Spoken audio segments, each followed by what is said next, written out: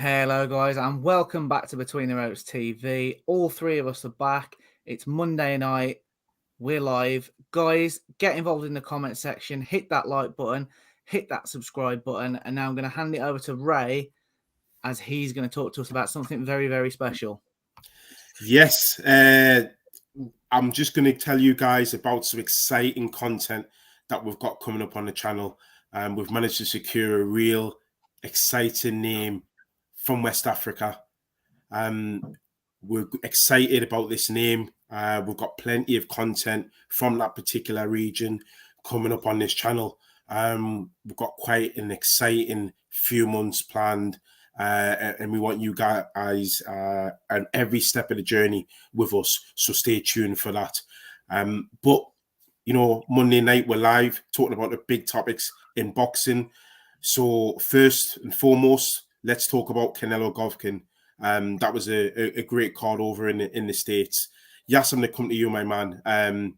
What were your thoughts of the fight? Because the scorecard, it was one of those fights where the scorecard didn't exactly reflect the way the fight went. Did you see it like that, Yas, or did you have a different opinion? Yeah, well, firstly, good evening to all the viewers.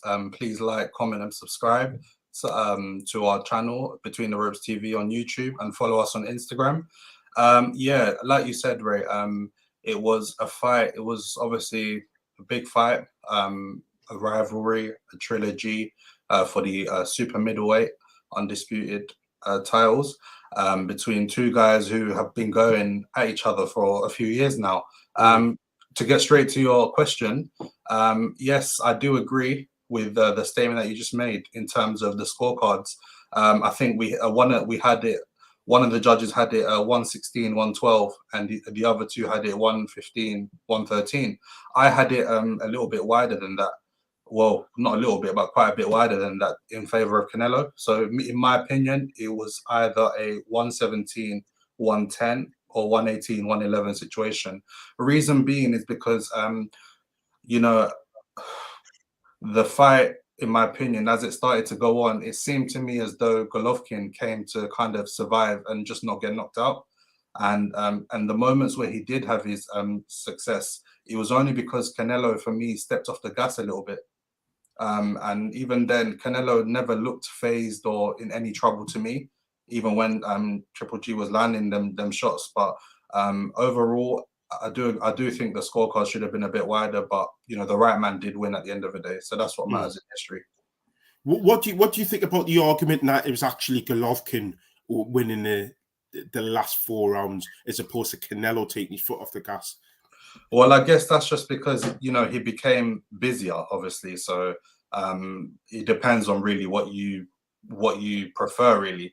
But in my opinion, I think Canelo, for me, he nullified a good game plan, and he what's it called? As tough as Golovkin is, you know, Canelo, I think he just he was comfortable. He always looked comfortable. He never looked dazed or anything like that in there for me. And we saw, you know, the punches that Canelo was landing were, for me, having more of an effect than what Golovkin was landing. We saw, you know, Golovkin had a mark on his forehead. Canelo, yeah, at times his face went a bit red and whatnot, but it's a fight, obviously. That's obviously going to happen. But I feel like Canelo, for me, he was in control, and it was quite a convincing win. Oh, right. Nice one. We've got a comment from Mickey C here, one of our regulars. And I want to come to you with it, Josh. Mickey says, I thought it was a fight that went the opposite way than he thought it would. Boring in points. Triple G, too reserved, didn't want to let his hands go in case he got knocked out. It's kind of what Yas said there, and he's come back again saying expected Canelo to come out and hit him to the body and put him down. And he agrees with Yas. It sounds as though Mickey's representing a lot of people that were disappointed with Golovkin. So from that kind of performance, age 40, what do you see next for Golovkin? Is it a move back down to middleweight, or do you think actually that's him done? Well, firstly, evening, Dom. Good to have you with us as well. You usually tune in, so good to have you, mate. Hi, Dom. How are you doing, mate? On the Golovkin front, I think it's tough because, you know, he's been making middleweight now for 17 years, I believe. That's a long time. You know, he's people talk about hitting the 30s where it's harder to get your weight down and stuff. And he's 41 now, let's not forget. But Josh, just to cut you off there, Marvin Hagler stayed at the same weight for his whole career. No, I get that. But just Marvin Hagler's a bit special. And I'm not saying Golovkin isn't, by the way. Yeah. But it's not a rule of thumb, is it, in fairness? Yeah. True. Definitely the other way. Yeah. So I was pleasantly surprised that on the scales, he looked big, he looked healthy, and he didn't look drained at all. He looked good at the weight. He didn't look dry either. No, that's not. And it excited me because I thought, right, he looks up for it. He looks good at the weight. We're going to have a bit of a scrap on our hands. And I think I'd agree with what Mickey's saying. I think it was almost like Golovkin at times was in there just to survive as opposed to actually try and win the fight, which is really disappointing from someone with his legacy. And let's be fair, there's been quite a lot of back and forth over what we're going, because it took 2 years for the fight to be made originally. So, this is like 5 to 7 years, depending on when you want to start the timeline. A lot of back and forth. It's a bitter rivalry. And it was just a little bit disappointing for me. Next for Golovkin, it's got to go back down to 160. We use the phrase on this channel about keeping the same energy, and I definitely want to do that. I still think he could clean up at middleweight, and I want to see those fights. And Eubank Jr., I've just got to give a quick little, what are you doing, mate? Like, I'm not a fan of that. Like, basking in another man's victory is pathetic. And also, I'll fight you in December. Well, to be fair, I think however you go about it, he's going to have his hands full, win, lose, or draw on October the 8th. So I don't think he's going to be looking to get back out in December. But that is still a fight I'd like to see, Eubank and Golovkin. You never know. He could come out with 40% on the end of his cake. Oh, there you go. Yeah, ridiculous. But even that, we'll get on to Eubank Jr. In a couple of weeks, won't we? But I don't want to get too sidetracked, but what a joke that guy is. I'm getting a strong disliking for him. I guess that's for another live stream in October. Yes, I just want to quickly come to you with this point from our good pal, boxing historian, Davey Fulton. He says, I think if Triple G can make a successful defense of his 2 middleweight titles, then he should bow out. He's had a great career, but sad to see him the way he was against Canelo, because Canelo wasn't exactly great.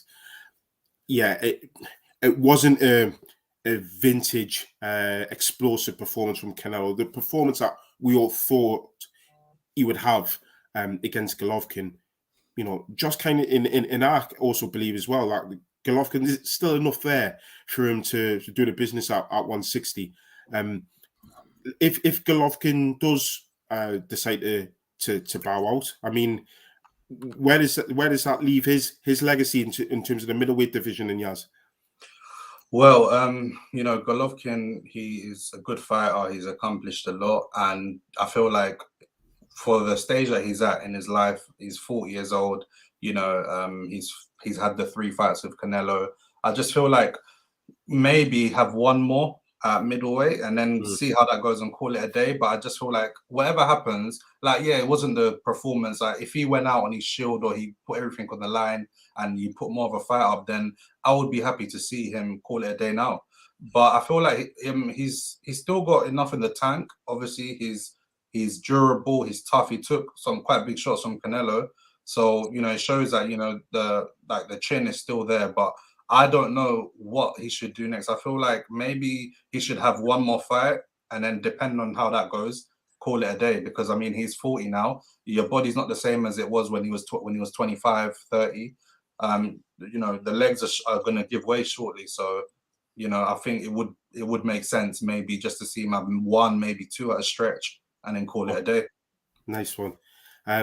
We've got a comment there from Stephen Truitt now. Stephen Truitt is someone there I've got a lot of time for and a lot of respect for. So thanks very much for your comment, Stephen. He says, PCR, Gennady's my guy. I'll always have an affinity for him, but his best days have passed him by. Eubanks would obliterate him. That's a tricky one. I agree with you in terms of Gennady on his day. I feel sorry for Gennady Golovkin because I think he was in Germany a bit too long. He was in Europe a bit too long. I think had he made that venture to the States, for whatever reason he was over in Germany, then perhaps we would have seen Golovkin a lot earlier. You never know how his career could have panned out. I'm not too sure whether Eubank would get to him now. I still think, particularly at middleweight, there's enough of Golovkin to cause Eubank. I don't, and that's not. Yeah, Golovkin he's diminished a lot, but I just don't think Eubanks is that good. I know. Mickey C's made a comment about the Murata performance, which again wasn't it. That showed a bit of the decline. I mean, Golovkin's been declining for a couple of years. The Murata performance highlighted it for me, and then this one's just stamped it out. That Father Time waits for no man. But I'm not too sure about Chris Eubank Jr. Beating Golovkin. But just finally, Josh, Canelo, the future for Canelo. There's a lot of talk that he's going to be fighting Bivol again, but not at the weight that we thought. No, well, there is a lot of talk surrounding that. And I think also the key that you said about, Canelo came out and said he knew in the first round he wasn't going to get the knockout. Obviously, he's hurt his hand. He did it in the Caleb Plant fight. And obviously, he reckons it hampered the Bivol performance. And you always have to take a little bit of a pinch of salt with that, don't you? Because it's a loss. So is it a sort of, I'm trying to make an excuse, but make it look like I'm not? But I think it definitely, something wasn't quite right with Canelo for me on Saturday because, as we're all saying, we're all disappointed with Golovkin. And, you go back over Canelo's resume in the last few years. Look at Kovalev, I know, again, an aging guy, but up at 175, and he took him out in the 11th.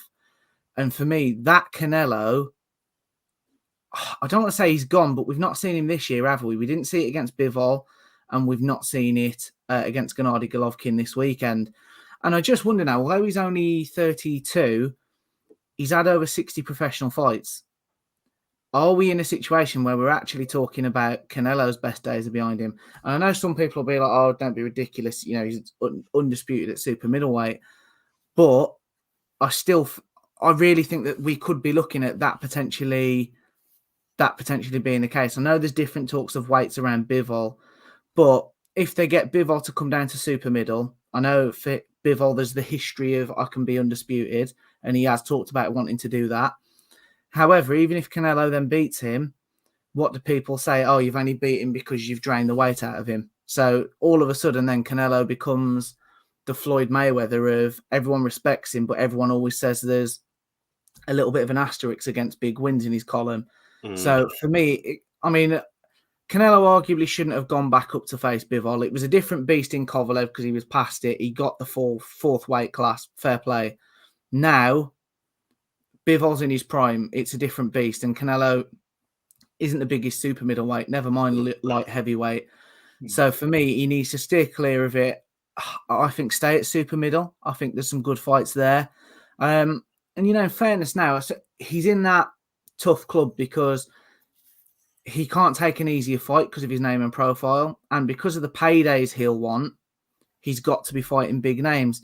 And I don't want to say it, but, if you look around, you're obviously talking about the likes of Demetrius Andrade, Benavidez. Those are fights that it's got to be somebody like that. But yeah, I'll stop waffling now, but he needs to be at 168 for me.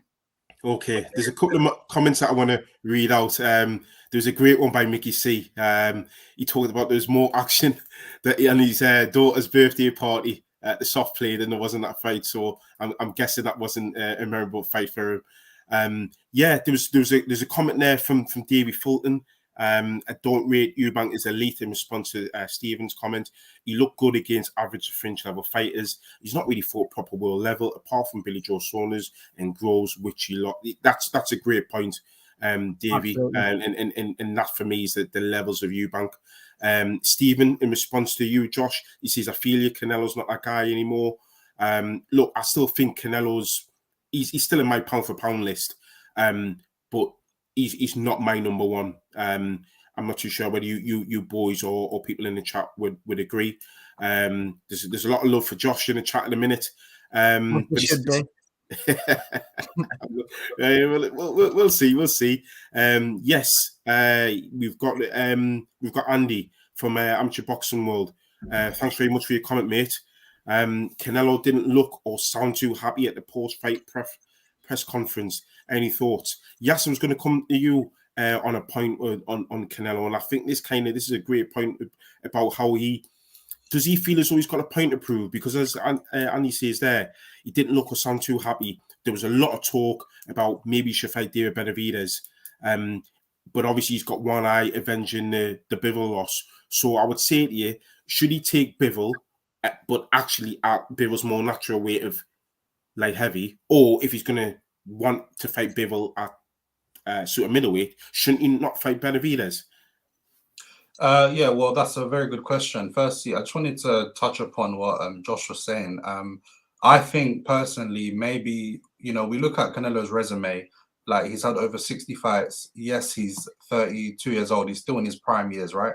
But I feel like maybe we could be looking at a burnout from him because his activity, like he's fought, 6 times in the last 2 years, and he's never had like an easy touch. He's always fought elite guy, like the top guys after the top guys.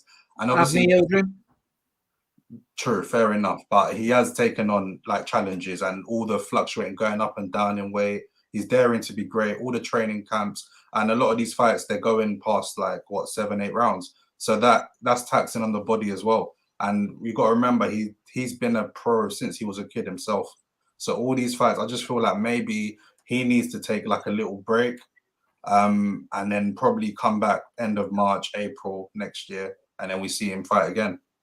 But out of the two, Bivol or Benavidez, if I was to push you, who would you go for Canelo? See, he's going to come back, in the spring next year. Out of those two, who would you rather see him against? I don't think I'd put him in there with Bivol, like straight away. I think probably take the Benavidez fight, and then come back and fight Bivol after that, maybe towards around this time next year, maybe for the Bivol fight.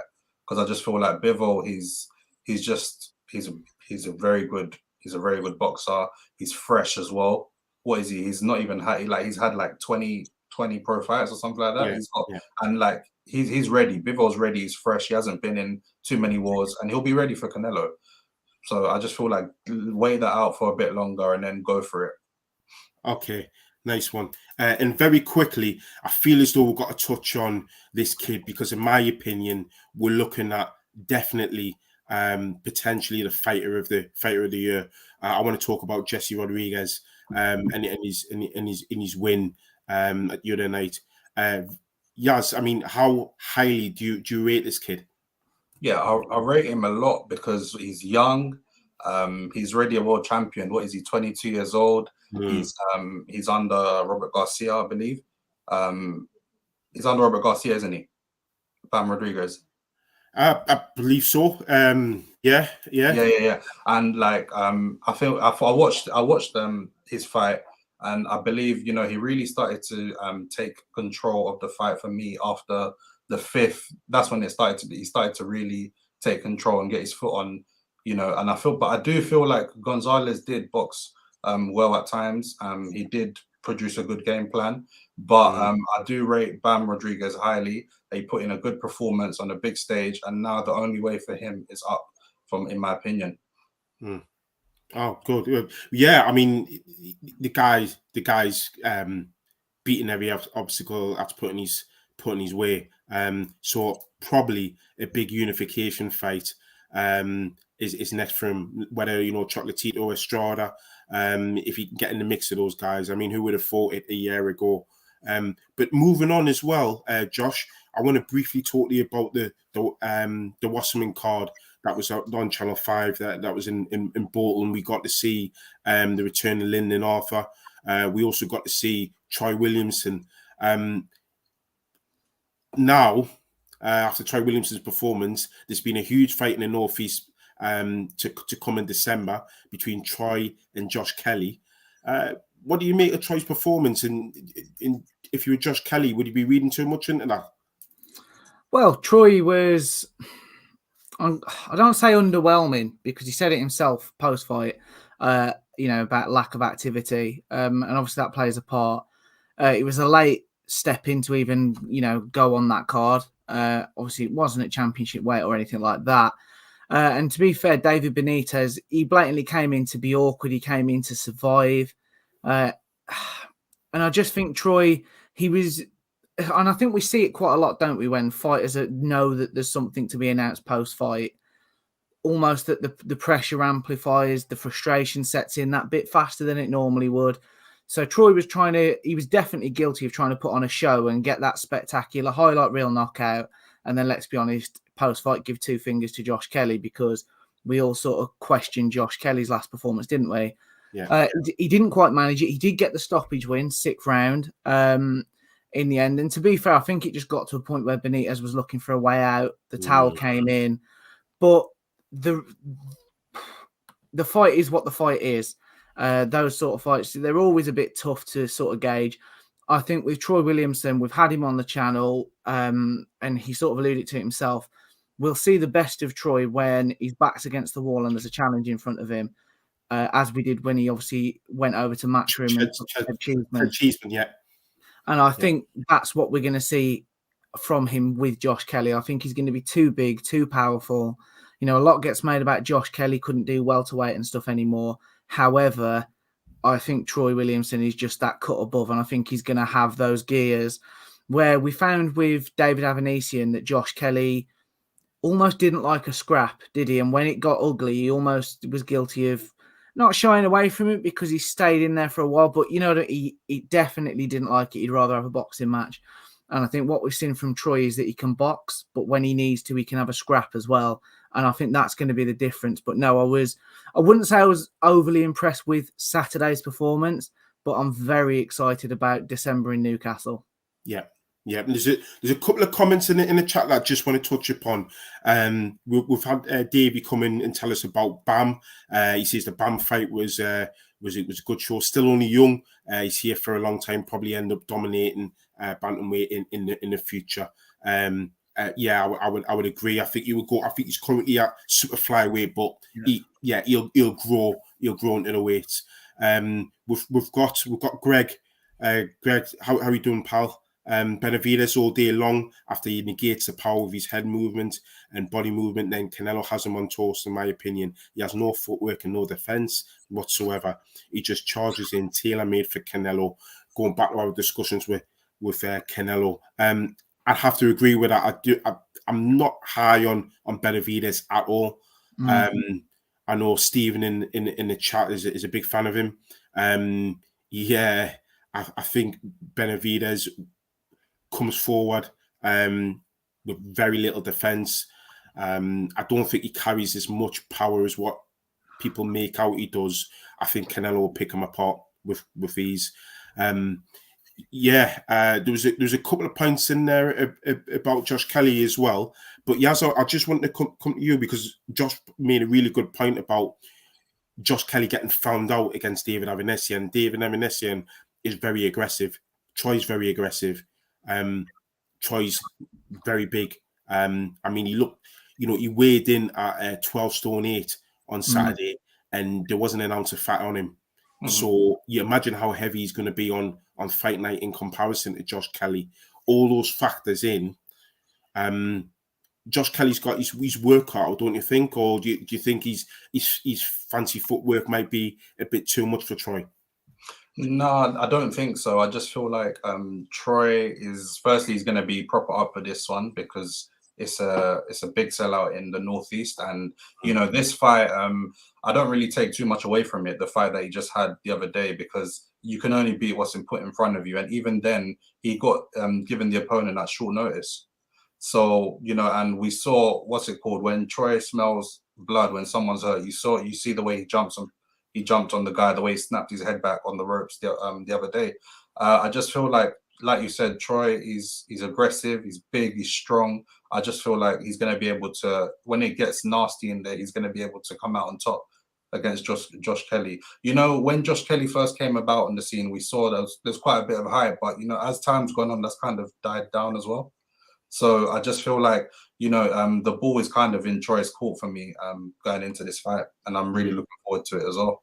Yeah, this is a really good point there from Boxing and Story. He says, I think the better, basically, the better the opponent, it could bring out the better side of both guys. You know, it kind of didn't work when Josh Kelly stepped up against David Avanesian, but we saw what happened when Troy went in there with Mason Cartwright, and Mason Cartwright's no duck egg. But what I would say is when Mason Cartwright was boxing, moving his feet, he floored Troy. He caused him a bit of problems. If Josh can replicate that, doesn't he not cause Troy some problems? Yes. Potentially, but I just feel like he will come in prepared, and like he'll come switched on, and he'll come with. I feel like he won't just come with a plan A. He'll come with plan B, C, and I feel like he'll just be able to nullify him, get behind a jab, and just really take center of the ring and dominate. Okay, all right. Moving on to the other card that was in the UK. This was on Friday. But before I come to that, I'll read out this comment from Greg. He says, I feel that the Troy versus Josh Kelly fight will be intriguing to watch. Troy's a good finisher, but Josh Kelly can be the matador to the bull, in my opinion. Yeah, that's a really good point, and that's kind of where I was alluding to. I think if Josh Kelly can move, of course his use of angles can cause anyone problems. But my thing with Josh Kelly is, I'm not too sure whether you boys would agree, or you guys in the chat would agree. Josh Kelly seems to do his best work early on. He's almost like a 3-round fighter. Mm-hmm. After 3 or 4 rounds, his style takes up so much energy. I just think he's flat, and he then plants his feet, and then he gets hit a lot. You start to see, his reflexes aren't as sharp, and that's after 4 or 5 rounds. So against somebody like Troy, who you're seeing is a good finisher, I just think it's just going to lead to disaster for me. Another comment from Greg. I feel Josh was punished for the David Avanesian fight, but Avanesian was a great talent when they fought, and maybe it was a little too early for Josh Kelly to take that fight. He needed more big fight experience. For me, lads. Yeah, I would agree. It was too early. Sorry to jump in there, Ray, but I think that one's a tough one to comment on, because Avanesian, if you go down his resume, apart from his losses, and we can say that he's been in and tested some big names, in terms of wins, they're not really there, and he's not kicked on at all since that Josh Kelly win. I know he's still the European champion, but since he signed with Frank Warren, they've just been talking about trying to get the Conor Benn fight and why is Ben ducking him. And, I've said it on this channel before, and I'm going to keep the same energy again. Conor Benn's resume in that same time period is far better than who David Avanesian's fought. So I think until we see David Avanesian stepped up, it's hard to know how good or bad that loss actually was for Josh Kelly. I think that we're not going to get that question answered until we see a David Avanesian step up. As for this, I would totally agree with what has been sort of said. Kelly fades too fast, and we know from the Cheeseman fight again with Mason Cartwright, Troy's got that heart. He's just going to be far, far too much for Josh Kelly. Nice point there, Josh. Yes, I just want to come to you very quickly about Lyndon Arthur. I mean, he was headlining the bill. Nice for him to come back and get some rounds. Yeah, it was a good little comeback, obviously, like a good little return fight for Lyndon. I feel like Lyndon, he got the job done as you predicted in your previous video, Ray. Mid to late rounds, stop the guy, but I just feel like he could have made it a lot easier for himself. There was a big height difference there, and I just feel like I would have liked to see Lyndon, work behind the jab more, because I feel like he was allowing the other guy to kind of engage and catch him with shots. And for me, but he got the job done nonetheless. And I do agree with you, like what you said the other day, Ray. I feel like Lyndon Arthur was hung out to dry with Frank Warren. I do feel like he is underrated, and he should be included in, when we talk about the domestic scraps that we could have in the light heavyweight division. But yeah, he got the job done, a 6th round TKO stoppage. But he could have made it a lot easier for himself, but obviously he moves on. And I'd probably like to see him because he was out for quite a while from December last year, and we know him to be quite an active guy. I would like to see him maybe get another little warm-up fight, and then potentially, if that goes well, get in with like a Craig Richards or someone like that. Yeah, in fact, you just answered my next question. I was gonna ask you who would you like to see him in with next, but that's a nice little plan. I like that. Let's see if you can iron out those deficiencies in his next fight and then put him in with a big domestic scrap. So yeah, I like that. I want to go back to my original thing, which I did say I would come on to about 5-10 minutes ago about Denzel Bentley, because he was in a good scrap on a BT card on Friday. Josh, I mean, he was obliterated against Felix Cash. I mean, I don't know what other way to describe it, but he put in quite performance, didn't he, on Friday? No, he did. I was excited about this fight, to be fair, which is something, as regular viewers will know, I don't get to say too often about a Frank Warren card. But I was very. What'd you say, mate? I said, stop being nice. No, I genuinely was. I was excited about Denzel Bentley and Marcus Morrison. You know, we saw Morrison ask questions of Eubank, and I know afterwards, you know, that went the distance, the 10 rounds, and Eubank Jr. said, oh, you know, I was in there to box and try things. But for me, that, yes, Eubank was never tested, but he was asked questions of, and he did have to think in with Morrison. So I thought, you know, as you said, when you look back, Denzel Bentley obviously got obliterated, no other word for it, against Cash. I thought this might be quite a really good British title fight. And as it was for me, Bentley was just a cut above. I don't know what has clicked for him the last 12 months, but something's clicked. And I'm liking what we're seeing. He's just got spite. He's sitting down on his shots more. I mean, you know, not that it's about the damage to your face, but if you'd have seen the state of Marcus Morrison after the 4th round at the end of it, he looked like he'd been in a 12-round war. You know, Bentley really got to work. But I would just say, and again, I've said it before, I'm a massive fan of Felix Cash, and I'm hoping we get some fight news for him soon, because all that fight really did, and it's probably wrong, but it just made me more excited about what Felix Cash can do, because I thought, hang on, if Felix Cash must be that good then, because... Yeah, I would agree, because I know Felix Cash, he was dropped a couple of times in his last outing, but there was a lot going on behind the scenes for Felix Cash. I think we're really, really fortunate just to get him back in the ring, never mind expecting another outstanding performance. But going back to Denzel Bentley, so I wanted to mention to you, here, you know, we talk about how he was absolutely battered against Felix Cash, but he did put in he had 2 fights against Mark Hearn.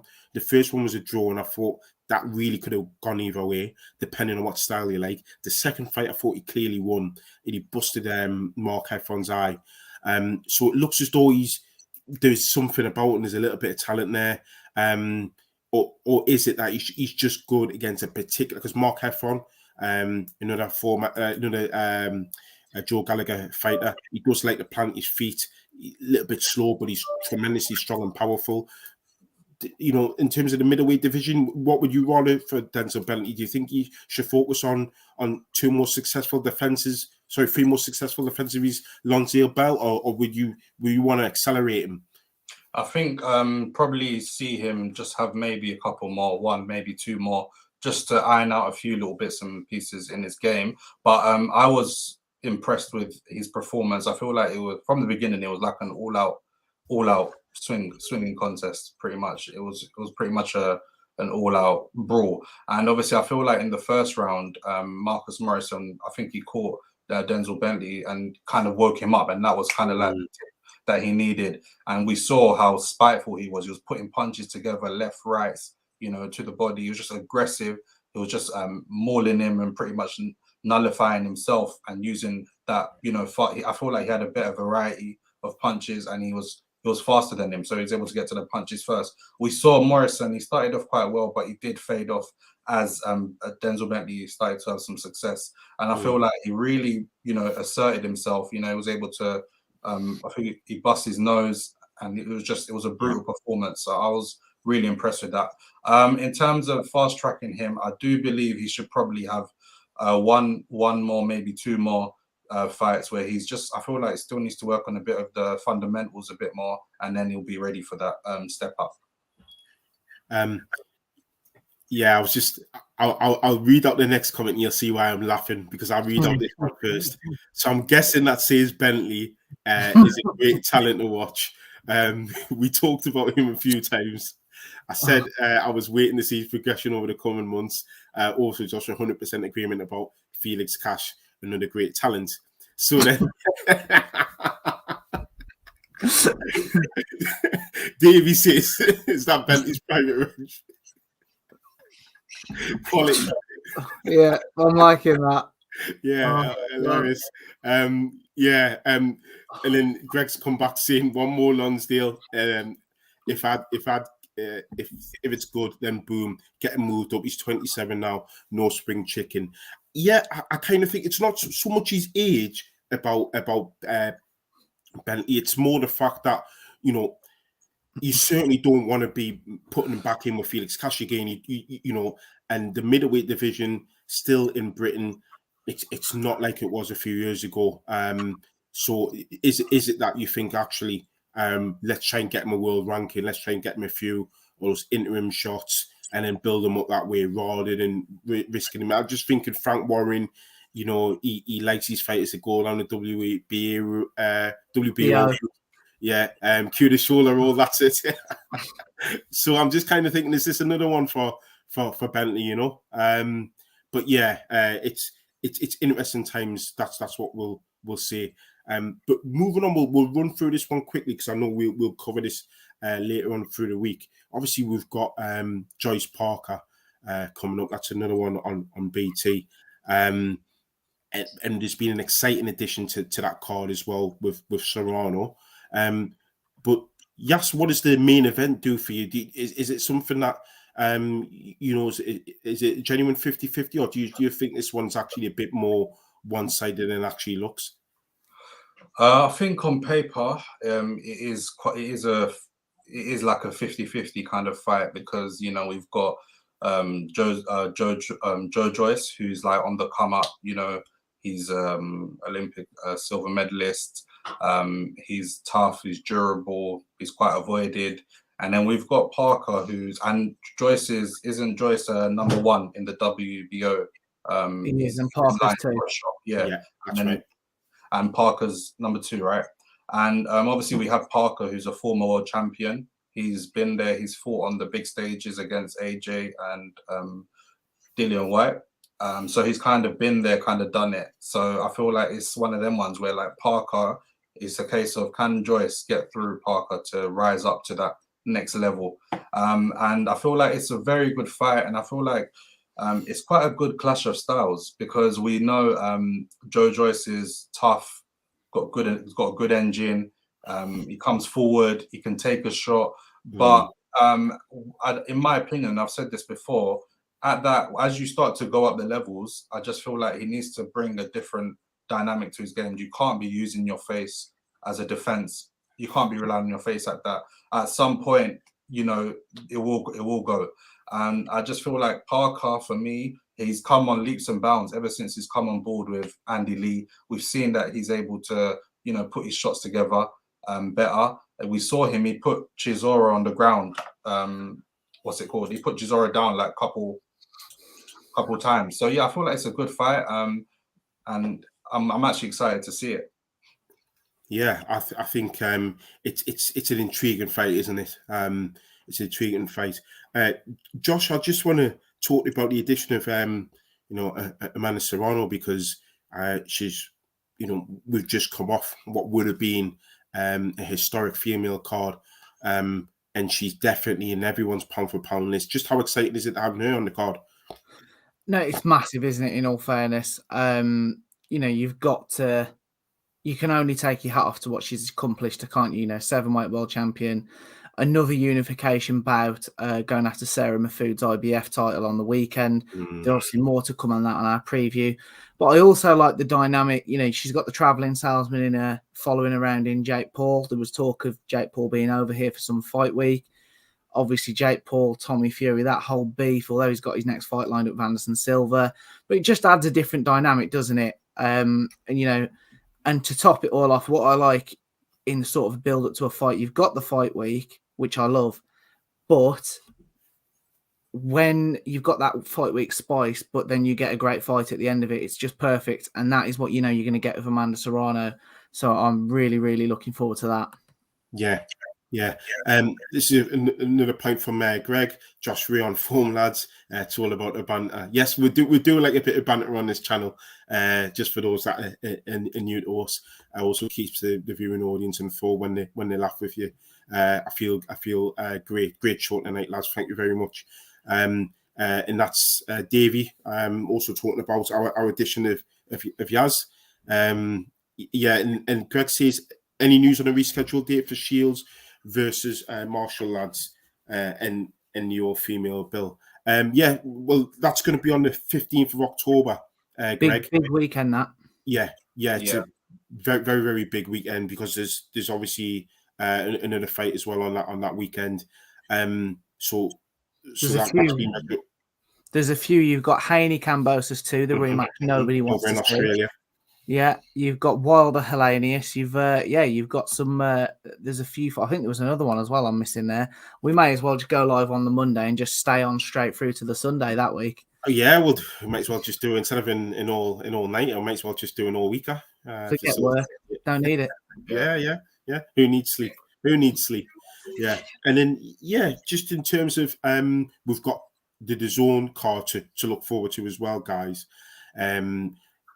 Disappointing news, isn't it, Yaz? I mean, the main fight, it can't go ahead. Lee Woods picked up an injury, but when you look at the opportunity it is for Kid Galahad and Maxi Hughes, this is a big chance for both fighters, and it's interesting to see what Kid Galahad does at 2 weight classes above his former weight. Yaz, I mean, in terms of a headlining fight, are you sold on this, or has this got basically substitute written all over it for a main event? Yeah, to be honest with you, I was looking forward to seeing Lee Wood on the card, and the fact that obviously he's now off, I'm kind of upset about it. And for me, it does have, substitution. I'm not as excited for it. I'm more looking forward to the Parker Joyce card now. So yeah, I don't really have much to. No, just for the two main fights. He's quickly redeemed himself there. He's quickly backtracked. Just for the two main fights, I'm looking forward to that one. I was just about to say to Greg, then don't bother getting to know Yas, mate. No. Just for the Serrano, Mahfoud, and obviously the Joyce Parker. Very excited for that. So yeah, for me, I don't really have much to report on that. I'm more in tune with the BT card, just purely because of that. To be honest, what about you guys? Yeah, I was going to come to Josh. I mean, it's a massive opportunity for Kid Galahad to come back into, but Maxi Hughes is on that. If anyone's going through an Indian summer, it's definitely Maxi Hughes. Would you say that, Josh? I was literally just about to use that exact phrase. He's took his losses, been sort of marked for the scrap heap ready, and he's come back. And it's almost like winner stays on with him, isn't it? In fairness, it's like, right, he'll have this fight, wins it. Obviously, got the British title, got himself up to the IBO, which I know people question its validity as a world title, but still a piece of the puzzle, let's not forget. And I'm excited. He deserves it. He's come up the hard way. And yes, okay, it's not the Lee Wood main event, and particularly against Lara, I think we all wanted that main event. But the word on the street is we're going to get it in December. Hopefully that's the case. But I'm excited. It gives Kid Galahad a huge opportunity. Let's be honest. 2 weights above, that brings question marks. Maxi Hughes is an experienced lightweight campaigner, so that's an interesting fight. I don't know how well the styles will mesh, but I've got a bit of thought on that. Probably save that one for the preview, but I'd be interested to get everyone's thoughts in the comment section on the styles of that fight. But I'm also really, really, really excited about Terry Harper and Hannah Rankin. Terry Harper, she's gone up to light middleweight for this super welterweight, whatever you want to call it. 24 pounds. 24 pounds, that's a lot. It's huge. And from the pictures you've seen on social media, she looks good at it. And it's sort of, I know you've said this before, Ray, it sort of begs the question, how on earth did she make super feather? So I'm really, really, really excited for that fight as well. And there's a great bill of support, contrary to what Yas has just completely outrageously said. And that's Yas's belief, not the beliefs of the channel, just, his illegal waiver before for talking absolute shit. Fucking Frank Warren. As you can tell, guys, Josh absolutely loves Frank Warren. Yeah. A couple of comments I just want to go through. Greg just saying he's not managed to catch up on a lot of the boxing news in a way. Well, that's why I love you guys, and you fill me with all the stuff that I missed. That's what we're here for, guys. We'll fill you in. You guys can fill us in as well if there's anything that we missed. So feel free just to jump in and tell us anything, and we'll run through it. Yeah. So yeah, Davey says, was gutted when Barry got knocked out by Martinez. He was winning that fight until he got caught. And he was.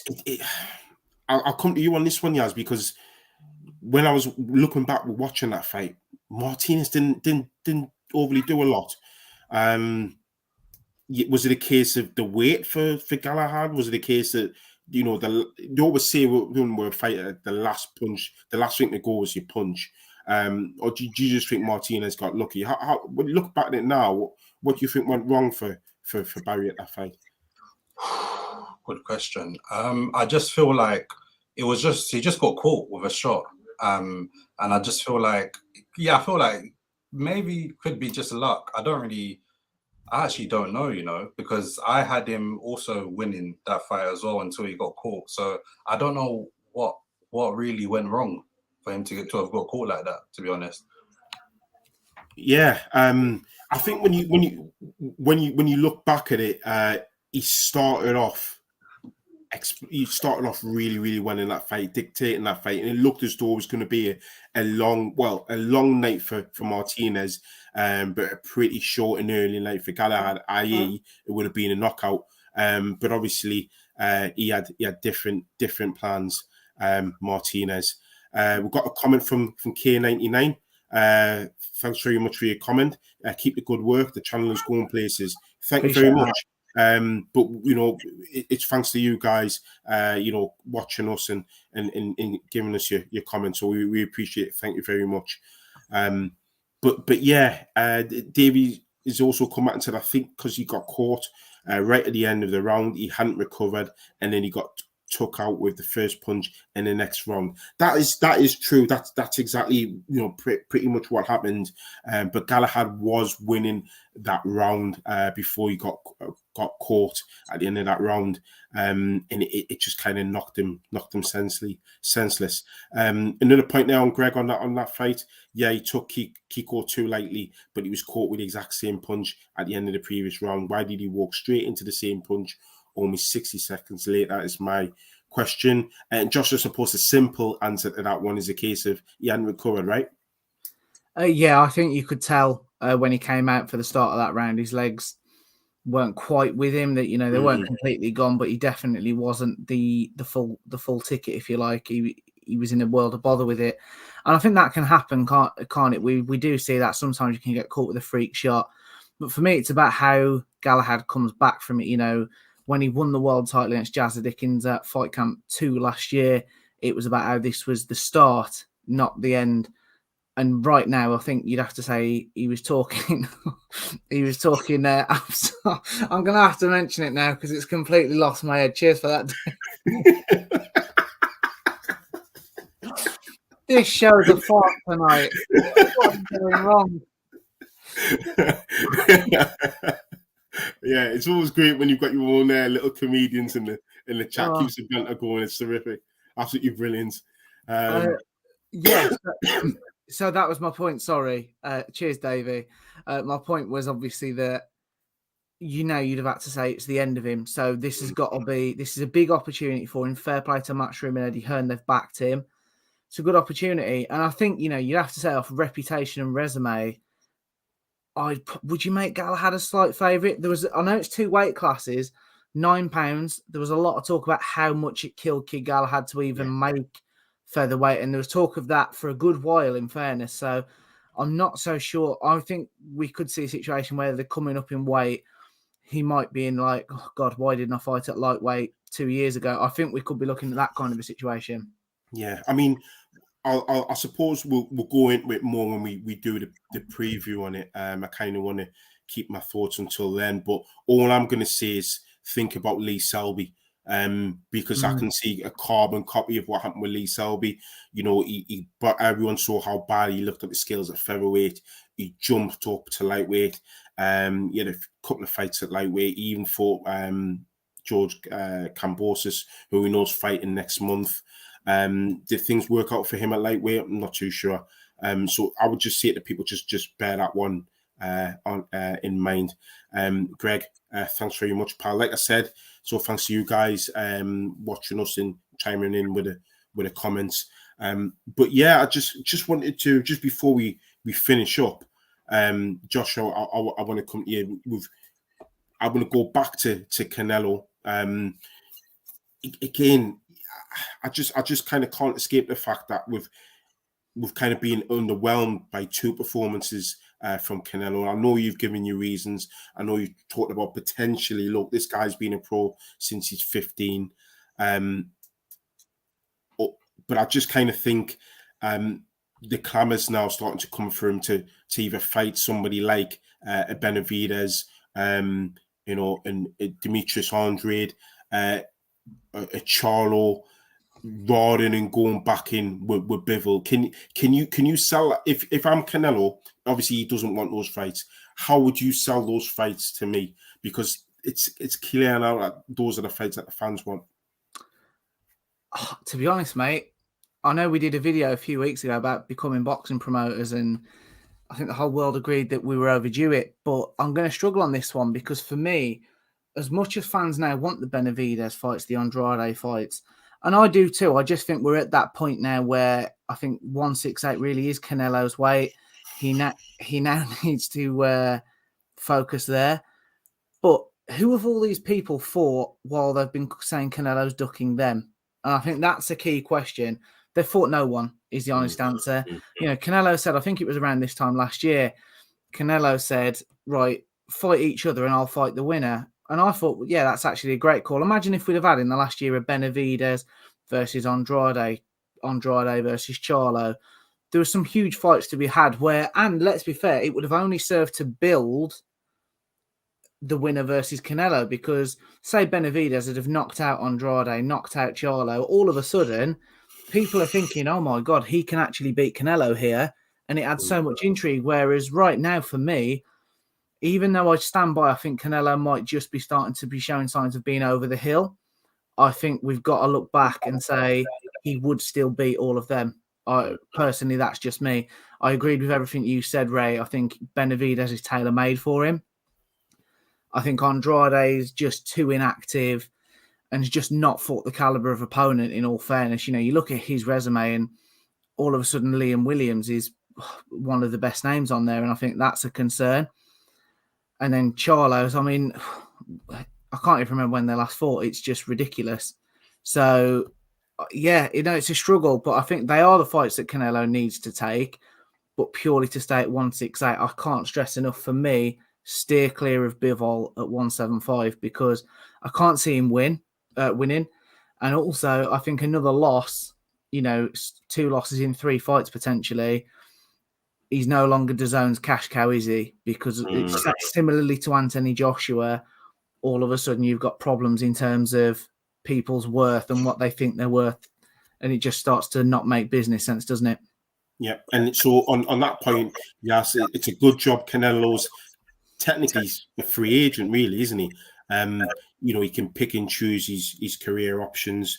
If we're unanimously saying on this channel, you should stay clear of light heavyweight and campaign at super middleweight, then surely, although Josh makes a really good point about those guys should have an effective mini tournament, Canelo should sit tight and face the winner. Is that how you're seeing that as well, Yas? Yeah, I do agree. Obviously, like Josh correctly pointed out, them guys, you know, we haven't really seen much of them. Like they need to all fight each other. Charlo, Andrade, them guys, they need to fight each other. But I just feel like, you know, with Canelo, like all this daring to be great and all that stuff. And obviously, like, let's look at what he has done in his career as well. This guy is the undisputed super middleweight champion. He's a 4-weight world champion, and he's unified 3-weight classes. I don't know if, you know, them fights will be sellable to him. I feel like right now he's probably happy to just. I feel like, yeah, I do agree. He should stick to the 168. That's his weight, and he shouldn't go up. If he's gonna go up, stay away from Bivol, stay away from Beterbiev. But I just feel like he's not gonna wanna. I feel like unless he's in a situation where he's cornered to fight them guys, I feel like no, he won't. He'll happily drag it out as long as he can, because he's a free agent. He does what he wants, you know. So I don't know what next. Sorry, before you have it back, Ray, I was just going to say, for me, if it really is, and I think it is, because, you know, let's not get it twisted, Canelo's got one of the greatest resumes possibly ever. But if it really is about that challenge, and if he feels he's mopped up at 168, which, you know, he has, I'd rather see him go back down to 160. And I know they say 168 is his most comfortable weight, but going up to 175, I feel like whoever he fights, as long as they're in their prime, it's going to be the familiar story of, no, they're just too big, like naturally. Whereas if you can get back down to 160, you know, there's some big fights there that I'd quite like to see. You know, there's a fair few middleweights, you know, that we're talking about. So for me, that would be, if it's about the jumping up weight classes or down and challenge, go and try and be undisputed at 160. Yeah, because you've got people like Janibek there that could cause him all sorts of problems with his movement and his stance. Guys, I'm just before I wrap it up, I'm just gonna read Greg's comment there. He says Charlo was embarrassing. Well, it was embarrassing his twin right now. It's like middleweight reign is fire. Jamal has fought 0 champs at middleweight. Yeah, there's a massive difference in terms of between Jamel and Jamal, not just because of a certain letter in their name. I just think that out of the two, Jamel's the one who's fighting all the champions. He's fought Castano, which I thought was the first fight I gave to Castano, but he really, really went to town on Castano in the second fight. So Jamel's the one that's getting the credit out of the twins.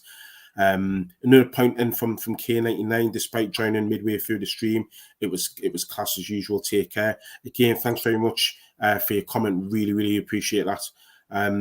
We appreciate all the feedback. Boxing Historian says another great show as always.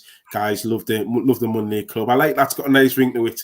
I was just thinking, Ray, so what we've learnt then is absolute chaos, just bursting out laughing at random points. That's what the people want. We put far too much effort into trying to do this properly. Let's just mess about from now on. Yeah, might as well. Yeah, I mean, it's what the fans want. Adding a few shoulder rolls there as well, and that definitely helps. Good old Uncle Frank. So guys, that's us done for another week. There's lots more content coming up. We've also got this special content coming in from West Africa as well. So stay tuned to that, because that really is going to be a special journey. So guys, take care and enjoy the rest of the evening.